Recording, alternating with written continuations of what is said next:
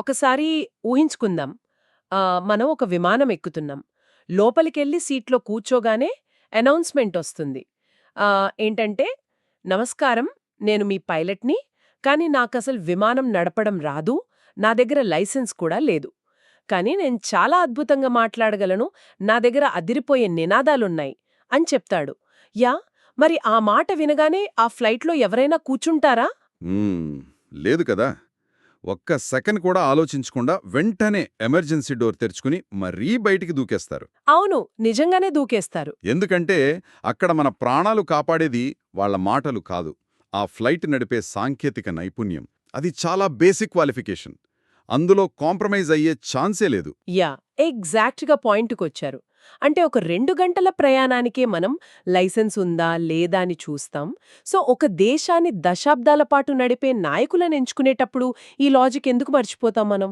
హ్మ్, నిజమే. కేవలం వాక్చాతుర్యం, వాళ్ళు ఏ పార్టీ వాళ్ళ గుర్తేంటి అనే అంశాలకే ఎందుకు ఓటు వేస్తున్నాం? ఈరోజు మన డీప్ డైవ్ సెషన్లో మనం ఈ ప్రాథమికమైన లోపాన్ని ప్రశ్నిస్తూ వచ్చిన ఒక అద్భుతమైన డాక్యుమెంట్ గురించి పాజిటివ్ కోణంలో లోతుగా విశ్లేషిద్దాం. రైట్. ఎటువంటి విమర్శలు లేకుండా ఈ డాక్యుమెంట్లో ఉన్న ఒక విప్లవాత్మకమైన పరిష్కారాన్ని మనం పూర్తిగా అర్థం చేసుకుందాం. అదే పార్టీరహిత మెరిటోక్రాటిక్ పాలన. వావ్, ఇదొక చాలా ఆసక్తికరమైన ఆలోచన. ఈ సోర్సెస్ ప్రకారం పాలన అనేది ఒక ఎమోషనల్ వ్యవహారం కాదు, అదొక అత్యున్నత స్థాయి సైంటిఫిక్ మేనేజ్మెంట్. కరెక్ట్. అసలు రాజకీయం అనే పదమే లేకుండా కేవలం ప్రజల ద్వారా నేరుగా ఎంపికైన నిపుణులతో కూడిన ఒక ఎక్స్పర్ట్ కౌన్సిల్ ద్వారా మాత్రమే ఈ పాలన సాగాలనేది దీని ప్రధాన ఉద్దేశం. వావ్!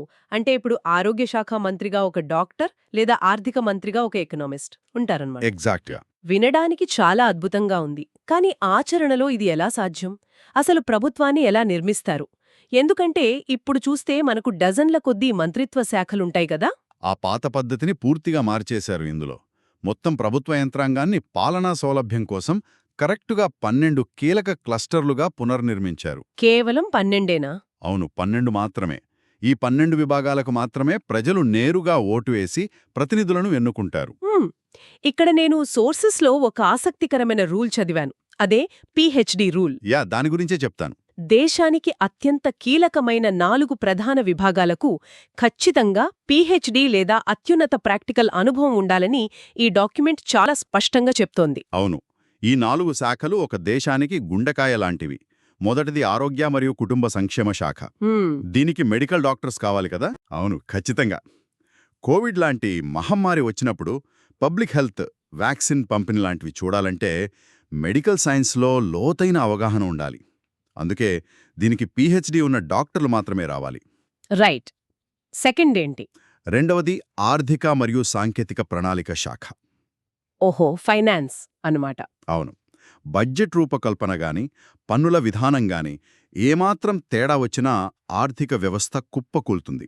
అందుకే దీనికి పీహెచ్డీ కలిగిన ఆర్థికవేత్తలుండాలి. అంటే ఇక ఏ శాఖ దొరకకపోతే ఆర్థిక శాఖను అప్పగించేయడం కుదరదు. మూడవదేంటి? మూడవది ఆభ్యంతర మరియు భద్రతా శాఖ, అంటే హోమ్ డిపార్ట్మెంట్. దీనికి కూడా పీహెచ్డీనా? అవును, పోలీస్ వ్యవస్థ, లా అండ్ ఆర్డర్ దీని కిందకు వస్తాయి కాబట్టి క్రిమినాలజీ లేదా అంతర్గత భద్రతలో పీహెచ్డీ ఉన్న నిపుణులు మాత్రమే ఉండాలి. ఇది చాలా తార్కికంగా ఉంది. నేరాలను అదుపు చేయాలంటే ఆ సైకాలజీ తెలియాలి కదా.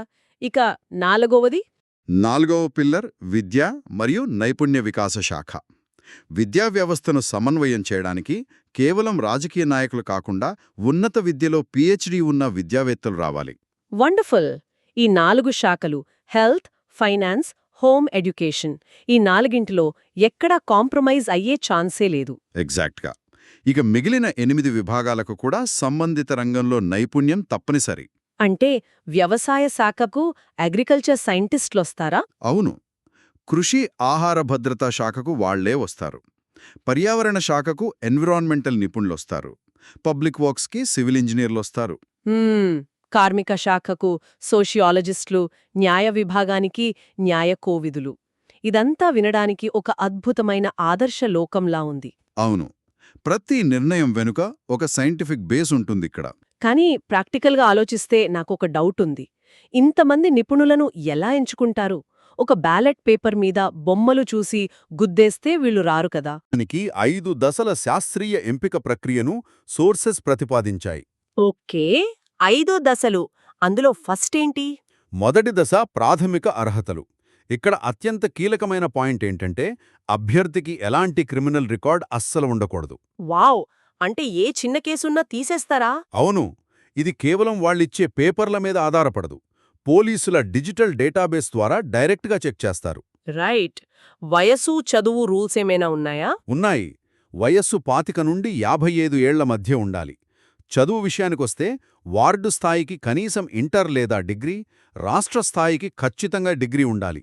ముఖ్య శాఖలకు ఎలాగూ పీహెచ్డీ తప్పనిసరి. సో ఫిల్టరింగ్ జరిగింది, 100 మంది అర్హులొచ్చారు. తర్వాత సెకండ్ స్టేజ్ ఏంటి? రెండవ దశ ప్రవేశ పరీక్ష. ఎంట్రన్స్ ఎగ్జామా? ఏంటి, పబ్లిక్ అడ్మినిస్ట్రేషన్ కోసమా? అవును, అర్హత ఉన్న పౌరులు ఎవరైనా ఈ పరీక్ష రాయవచ్చు. సుప్రీంకోర్టు మరియు అకాడమిక్ నిపుణుల పర్యవేక్షణలో ఉండే స్వతంత్ర కమిషన్ దీన్ని నిర్వహిస్తుంది. హ్మ్, రాజకీయ జోక్యం అస్సలు ఉండదనమాట. కరెక్ట్. ఇందులో అత్యుత్తమ మార్కులు సాధించిన టాప్ 20 మందిని మెయిన్ లిస్ట్లో పెడతారు. ఒక్క నిమిషం, ఇక్కడ నాకొక సందేహం ఉంది. ఒక వ్యక్తికి అద్భుతమైన మెమరీ ఉండి ఎగ్జామ్ పాస్ అయిపోవచ్చు, కానీ హఠాత్తుగా ఊర్లో వరదలొస్తే ఆ నిమిషంలో ఎలా రియాక్ట్ అవుతారో ఎగ్జామ్ ద్వారా ఎలా తెలుస్తుంది? మీరడిగింది చాలా వ్యాలిడ్ పాయింట్. దాన్ని సరిదిద్దడానికే మూడవ దశను డిజైన్ చేశారు. ఇక్కడే వర్చువల్ రియాలిటీ మరియు ఆర్టిఫిషియల్ ఇంటెలిజెన్స్ టెక్నాలజీని ఉపయోగిస్తారు. ఆ, ఏంటి, వీఆర్ హెడ్సెట్స్ వాడతారా? ఇది వినడానికి కొంచెం సైన్స్ ఫిక్షన్ మూవీలా ఉందే. అలా అనిపిస్తుంది, కానీ ఇది చాలా ప్రాక్టికల్. ఆ టాప్ 20 అభ్యర్థులకు వీఆర్ ద్వారా కృత్రిమ సంక్షోభాలను సృష్టిస్తారు. అంటే సిమ్యులేషన్స్ అన్నమాట. అవును. అకస్మాత్తుగా నగరంలో ఒక భారీ భూకంపం వచ్చింది, కమ్యూనికేషన్స్ కట్ అయ్యాయి అనుకుందాం.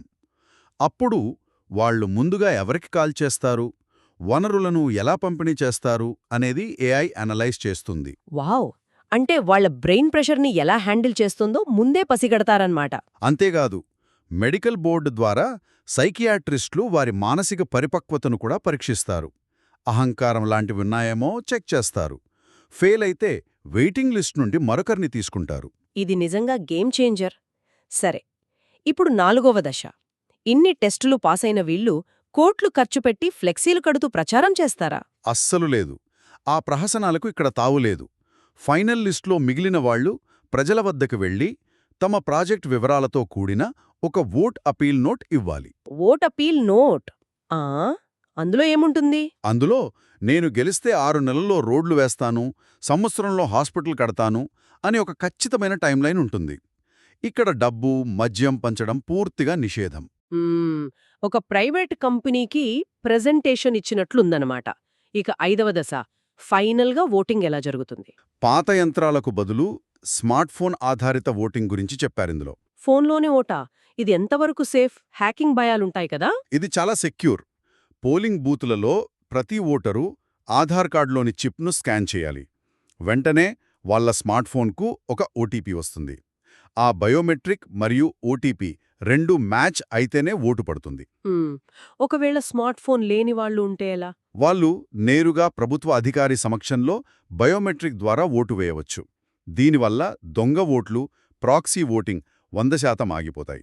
రైట్. అద్భుతమైన నిపుణులు ఎంపికయ్యారు, అంతా హ్యాపీ అనుకుందాం. కానీ అధికారం ఎవరినైనా మార్చేస్తుంది కదా. వాళ్లు పదవిలోకి వచ్చాక ప్రాజెక్టులు ఆపేస్తే ఏంటి పరిస్థితి? ఈ సిస్టంలో నాకు బాగా నచ్చిన పాయింట్ ఇదే. ఇక్కడ పౌరులకు రైట్ టు రిజెక్ట్ మరియు రైట్ టు రీకాల్ అనే హక్కులిచ్చారు. రైట్ టు రీకాల్ అంటే పదవిలో ఉన్నవాళ్లను మధ్యలోనే దించేయచ్చా? ఎగ్జాక్ట్గా. గెలిచిన ప్రతినిధిని మొదటి 2 ఏళ్లపాటు ఎవరూ ఏమీ చేయలేరు.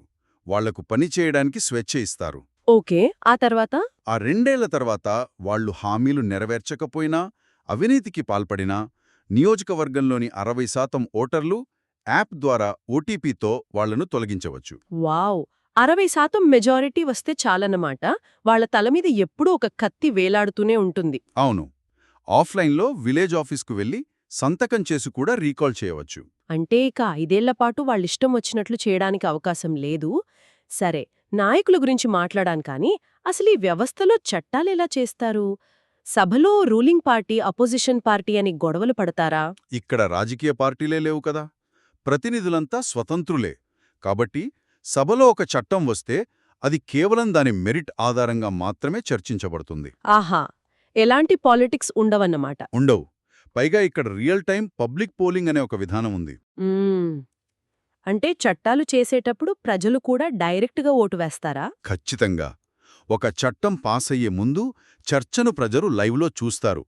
వెంటనే ఆన్లైన్ యాప్ ద్వారా ఆ చట్టం మీద ఓటు వేస్తారు. సో ప్రజల మెజారిటీ అభిప్రాయమే ఫైనల్. అవును.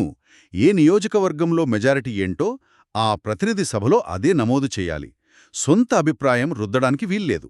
ఒకవేళ టెక్నాలజీ వాడటం రాని వాళ్ళు ఉంటే వాళ్లకెలా? వాళ్ల కోసం తప్పనిసరిగా నెలవారీ గ్రామసభలు ఉంటాయి. ప్రతినిధులే స్వయంగా వెళ్లి ప్రజలకు చట్టం గురించి వివరించి వాళ్ల అభిప్రాయాలను రికార్డ్ చేసుకుని రావాలి. ఇది వింటుంటే అసలు నిర్ణయాలు తీసుకునేది ప్రజలే అనిపిస్తుంది. సరే, మరి ముఖ్యమంత్రి లేదా ప్రధానమంత్రి ఎవరు? వాళ్ల పాత్రేంటిందులో? ఈ సిస్టంలో వాళ్లకు ఏ ప్రత్యేకమైన మంత్రిత్వ శాఖ ఉండదు. వాళ్లు కేవలం ఒక చీఫ్ కోఆర్డినేటర్ మాత్రమే. ఆ, అంటే ఒక టీం లీడర్ లాగానా? అవును. ఈ 12 మంది సమాన అధికారాలు కలిగిన ప్రతినిధుల మధ్య సమన్వయం తీసుకురావటం మాత్రమే వాళ్ల పని. మరి ఫైల్స్ క్లియరెన్స్ ఏసీ గదుల్లో కూర్చొని చేస్తారా? లేదు. ప్రతినిధులు ఫైళ్లను ఆఫీసుల్లో కాకుండా నేరుగా ప్రజల మధ్యకు వచ్చి డాక్యుమెంట్లు వెరిఫై చేసి పబ్లిక్ ముందే సంతకాలు చెయ్యాలి. డిజిటల్ ట్రాకింగ్ కూడా ఉందనుకుంటా కదా? అవును. మనం ఫుడ్ ఆర్డర్ ట్రాక్ చేసినట్లే ప్రభుత్వ ఫైళ్లను కూడా పబ్లిక్ ఆన్లైన్లో ట్రాక్ చేయవచ్చు. ఫైల్ ఎక్కడాగింది, ఎందుకు ఆగింది అనేది పబ్లిక్ డొమైన్లో ఉంటుంది. దాంతోపాటు సోషల్ ఆడిటింగ్ కూడా ఉందనుకుంటా. అవును. ప్రతి 6 నెలలకొకసారి ప్రోగ్రెస్ రిపోర్ట్ని ప్రజల ముందుంచి సోషల్ ఆడిట్ నిర్వహించాలి. మొత్తంగా చూస్తే ఈ పార్టీ రహిత మెరిటోక్రాటిక్ పాలన అనేది సమాజం ఎలా ఉండాలో చూపే ఒక అద్భుతమైన బ్లూ ప్రింట్లా ఉంది. ఖచ్చితంగా. ఈ అనాలిసిస్లో మనం చాలా ముఖ్యమైన విషయాలు తెలుసుకున్నాం. ఎటువంటి విమర్శలు లేకుండా ఈ సిస్టమ్ పాజిటివిటీని అర్థం చేసుకున్నాం. హెల్త్, ఫైనాన్స్, హోమ్, ఎడ్యుకేషన్ లాంటి కీలక శాఖలకు పీహెచ్డీ ఉన్న నిపుణులు ఎందుకు రావాలో చూశాం. ఏఐతో క్రైసిస్ మేనేజ్మెంట్ టెస్ట్ చేయడం, ఓటీపీ ద్వారా ఎలక్షన్స్, ఇవన్నీ చాలా అద్భుతంగా ఉన్నాయి. అవును. రైట్ టు రీకాల్ మరియు గ్రామసభల ద్వారా అధికారం ఎప్పటికీ ప్రజల చేతిలోనే ఉంటుందని ఈ డాక్యుమెంట్ నిరూపిస్తోంది. సో ఈ సెషన్ ముగించే ముందు వింటున్న మనం ఒక విషయం ఆలోచించాలి. మనం మొదట్లో ఒక పైలట్ గురించి మాట్లాడుకున్నాం. సరైన నైపుణ్యమున్న నాయకత్వం వస్తే ఆ ప్రయాణం ఎంత సురక్షితమో మనకర్థమైంది. రైట్. కానీ ఈ పార్టీ రహిత వ్యవస్థ రేపే మన ముందుకు వస్తే కేవలం 5 ఏళ్లకోసారి ఓటు వేసి వదిలేయడం కాకుండా ప్రతి చట్టం మీద ఓటు వేస్తూ, ఫైళ్లను ట్రాక్ చేస్తూ, ఒక పూర్తిస్థాయి భాగస్వామిగా బాధ్యత తీసుకోవడానికి పౌరులుగా మనం సిద్ధంగా ఉన్నామా? ఒక్కసారి ఊహించండి.